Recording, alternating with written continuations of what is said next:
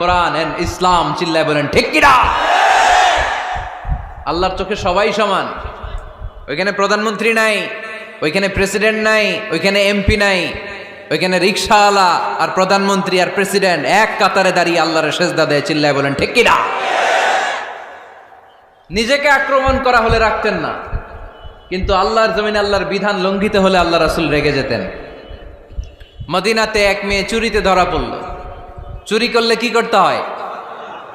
আস-সারিকু ওয়াস-সারিকাতু ফাকতাউ আইদিয়াহুমা। বাংলাদেশে হাত কাটে, কি করে? জেলে দেয়। আর কি করে? হ্যাঁ, জরিমানা, জামাই আদর করে না। বিধান হচ্ছে হাত কেটে দাও। If anyone steal something precious, the government, the authority should cut down his right hand. আইনটা কার? বাংলাদেশে এরকম চোর আছে না নাই? দেশের টাকা পাচার করে, আছে না নাই? হাজার হাজার টাকা কুচি কুচি করে বগুড়ার এক পানির মধ্যে, খালের মধ্যে দেখলাম। আহা, জনগণ খেতে পায় না আর মানুষ টাকা কুচি করে জঙ্গলে ফেলে দিয়ে আস। এগুলো কত বড় ডাকাত!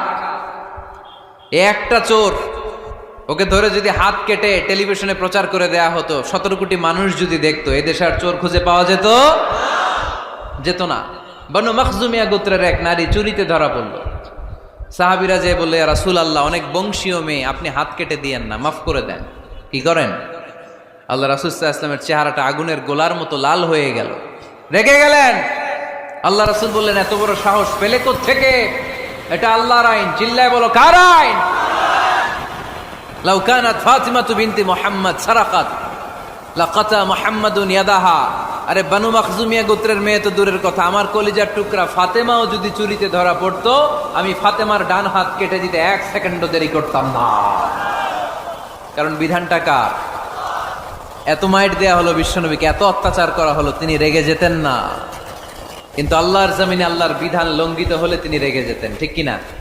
এজন্য আমাদের রাগটাও হতে হবে এমন, অপ্রয়োজনে আমরা রাখবো না, কিন্তু আল্লাহর জমিনে আল্লাহর বিধান যদি লঙ্ঘিত হয়, দুর্বলের উপর যদি সবলের অত্যাচার হয়, সমাজে যদি বিশৃঙ্খলা তৈরি হয়, তখন মুমিন রাগান্বিত হবে, বজ্র কণ্ঠে গর্জে উঠবে, চিল্লায় বলেন ঠিক কিনা?